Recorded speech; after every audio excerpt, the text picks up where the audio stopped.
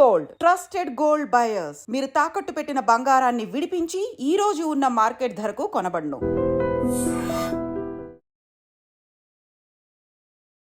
And coming to IPOs, చాలా కాలం నుంచి చూస్తుంటే కొంచెం హోల్డ్ అయినట్టు ఆగిపోయినట్టుగా అనిపిస్తుంది. మళ్ళీ ఏమైనా స్టార్ట్ అయ్యే అవకాశాలు ఉంటాయి. ఈ ఇంపాక్ట్ ఎలా ఉంటుంది? అవునండి. సో ఐపీఓస్ అనేది ఎప్పుడైతే ట్రంప్ ఇంపాక్ట్ అనేది స్టార్ట్ అయిందో, అంటే జనవరి ఫిబ్రవరి నుంచి ఎప్పుడైతే మార్కెట్స్ చాలా వరకు లోయెస్ట్ పాయింట్కి అనేది వెళ్ళిపోయాయో, ప్రైమరీ మార్కెట్లో యాక్షన్ అనేది కంప్లీట్గా పోయిందండి.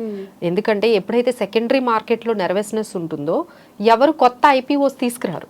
ఎందుకంటే ఎవరు బై చేస్తారు when everything is very very uncertain. ఇప్పుడు ట్రంప్ వచ్చిన తర్వాత చాలా అన్సర్టనిటీ క్రియేట్ అయ్యింది. సో కొత్త ఐపీఓస్ వచ్చి మార్కెట్లో 2 months అయింది. సో ఫైనల్గా ఇప్పుడు రికవరీ అయ్యింది కాబట్టి మార్కెట్ ఆల్మోస్ట్ ట్రంప్ ఇంపాక్ట్ కొంచెం డిఎస్కలేట్ అయ్యింది కాబట్టి కొంచెం ఈ వీక్ అండి, అంటే మనకి ఐపీఓ 28th నుంచి 30th వరకు ఈ ఏప్రిల్ మనకి Ather Energy there is very good IPO is coming అండి. సో మీ అందరికీ తెలుసు ఎలక్ట్రిక్ వెహికల్ మేకర్ అథార్, మనం అందరం కూడా యూజ్ చేస్తున్నాము అథార్ వెహికల్స్ని, ఈవీ వెహికల్స్ని. సో వాళ్ళు మనకి ఐపీఓకి వస్తున్నారు. వెరీ గుడ్ కంపెనీ అనే చెప్పొచ్చు, అండ్ ప్రాస్పెక్టివ్ కూడా మనకి కంపెనీ అని చెప్పొచ్చు. వాళ్ళు ఏప్రిల్ 28th నుంచి 30th వరకు ఉంటారు. ప్రైస్ బ్యాండ్ అయితే 304 రూపీస్ నుంచి 321 వరకు ఉంటుంది. మనం మినిమం ఒక 15,000 to 16,000 అయితే ఇందులో ఒక్కొక్క లాట్ని మనం కొనుక్కోవాల్సి ఉంటుంది. So this is very good main board IPO that is coming on 28th నుంచి 30th వరకు ఓపెన్ ఉంటుందండి. ఇంట్రెస్టెడ్ వాళ్ళు ఎవరైనా ఉంటే దీంట్లో ఇన్వెస్ట్ చేసుకోవచ్చు. అలానే ఎస్ఎంఈ సెగ్మెంట్లో కూడా కొన్ని ఐపీఓస్ స్టార్ట్ అయ్యాయి. అలా కెర్నిక్ ఇండస్ట్రీస్ అని, వెగాన్ లీనింగ్ అని, అరుణాయర్ ఆర్గానిక్స్ అని, సో ఇలాంటివి కొన్ని ఐపీఓస్ కూడా మనకి మార్కెట్లో అవైలబుల్గా ఈ లాస్ట్ 3-4 డేస్లో మనకి అవైలబుల్గా ఉంటాయి. సో ఎవరైనా ఇంట్రెస్టెడ్ ఉంటే ఇన్వెస్ట్ చేసుకోవచ్చు. సో మాధవి గారు, బెస్ట్ స్టాక్స్ ఇప్పుడు మనం ఇన్వెస్ట్ చేయాలి అనుకుంటే ఈ టైంలో పర్టికులర్ బెస్ట్ స్టాక్స్ ఏంటి? అండ్ సెక్టర్స్ అంటూ ఉంటారు కదా, అబౌట్ వాటి గురించి. సో చాలా మంది ఏమనుకుంటారంటే ఈ టైంలో వార్ వస్తుంది అని చాలా మంది భయపడిపోవడము, మార్కెట్ నుంచి ప్యానిక్ అయిపోవడము, మార్కెట్లో ప్యానిక్ సెల్లింగ్ చేసి వెళ్ళిపోవడం, ఇలాంటివి ఏమీ చేయాల్సిన అవసరం లేదండి. This is very good opportunity. మీకు ఎటువంటి మార్కెట్లో ఈ వాల్టిలిటీలో మీకు ఏమైనా మార్కెట్ ఏదైనా డిప్ అయినా that we have to convert into buying opportunity.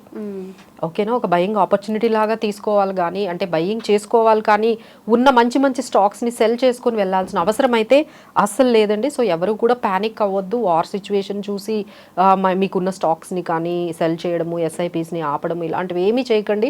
So this is the best time. ఏమాత్రం మీకు ఆపర్చునిటీ ఇచ్చినా ప్లీజ్ కీప్ బయింగ్. బట్ అందరూ అడిగే క్వశ్చన్స్ ఏంటంటే ఎలాంటివి ఈ టైంలో మనకి బై చేసుకుంటే బాగుంటుందని. ఇప్పుడు ఎప్పుడైతే ఈ ఎల్ఓసి దగ్గర మనకి సిచ్యువేషన్ ఇలా ఉందో, so we are investing more on military, defence, naval, warships కొనడము చాలా మనం స్టార్ట్ చేసాము.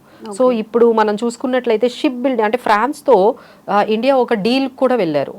అంటే మిజైల్స్, మరైన్ డీల్కి వెళ్ళారండి. దట్ ఈస్ ఆల్మోస్ట్ 63,000 crores మనం అక్కడ ఫైర్ జెట్స్ అనేవి కొంటున్నాము. సో దానివల్ల కొన్ని స్టాక్స్ మెజగాన్ డాక్ కానీ, కొచ్చిన్ షిప్ యార్డ్ కానీ, గార్డెన్ రీచ్, ఇలాంటి కంపెనీస్ అయితే కొంచెం అంటే యాక్టివిటీస్ బాగా ఉన్నాయి. సో ఇంప్రూవ్ అయ్యే ఛాన్సెస్ అయితే ఈ షిప్ బిల్డింగ్ కంపెనీస్ని మనము బై చేసుకోవచ్చు. Because we are investing a lot on this ship building.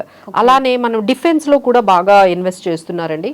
ఎందుకంటే యూ నో దట్ ఇప్పుడున్న మన సిచ్యువేషన్కి ఇంకా స్ట్రాంగ్గా మన డిఫెన్స్ని చేద్దామని చెప్పి ఇన్వెస్ట్మెంట్స్ అయితే వెళ్తున్నాయి. సో దానికి సంబంధించి హెచ్ఏఎల్ కానీ, బీడీఎల్ కానీ, సో ఇలాంటి కొన్ని ఈ డిఫెన్స్ స్టాక్స్ని కూడా మనము బై చేసుకోవచ్చు. సో ఇలా షిప్ బిల్డింగ్ స్టాక్స్ని, అలానే డిఫెన్స్కి సంబంధించిన స్టాక్స్ ఏమైనా ఉంటే ఈ వార్ టైంలో ఏంటంటే ఇన్వెస్ట్మెంట్స్ వీటి మీద బాగా గవర్నమెంట్ అనేది ఇన్వెస్ట్ చేస్తూ ఉంటుంది. సో ఈ వీటిల్లో అయితే మనకు కొంచెం పాజిటివ్ అనేది కనిపిస్తుందండి. సో ఎవ్రీ క్వార్టర్స్ మనకి కంప్లీట్ అయ్యే టైంకి రిజల్ట్స్ అనేవి ఉంటాయి కదా. సో ఈ క్వార్టర్స్కి ఎలా ఉన్నాయి?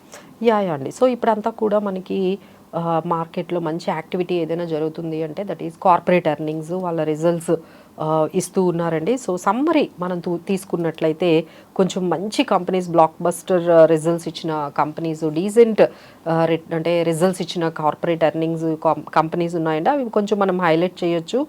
ఎగ్జాంపుల్ హిందుస్థాన్ జింక్ కానీ, లేకపోతే మనకి భారీ engineers, Choice International, Anantraj, SBFC, Manorama Industries, Force Motors, Laurus Labs, Adani Energy Solutions, సిఎంట్ డిఎల్ఎం, ఇవన్నీ మనకి decent, IGL, Havells, Khaitan Chemicals, Persistent, Bajaj Housing, Oriental Hotel, IEX, Cholamandalam, ఇలాంటి కొన్ని కంపెనీస్ అయితే మనకి మంచి రిజల్ట్స్ ఇచ్చాయండి. సో మీ కంపెనీస్ ఏమైనా, మీ దగ్గర ఏమైనా పోర్ట్ఫోలియో ఉంది అంటే everyone has to check with, అంటే మీ దగ్గర ఒక 20 కంపెనీస్ ఉండొచ్చు, 30 కంపెనీస్ మీరు హోల్డ్ చేయొచ్చు.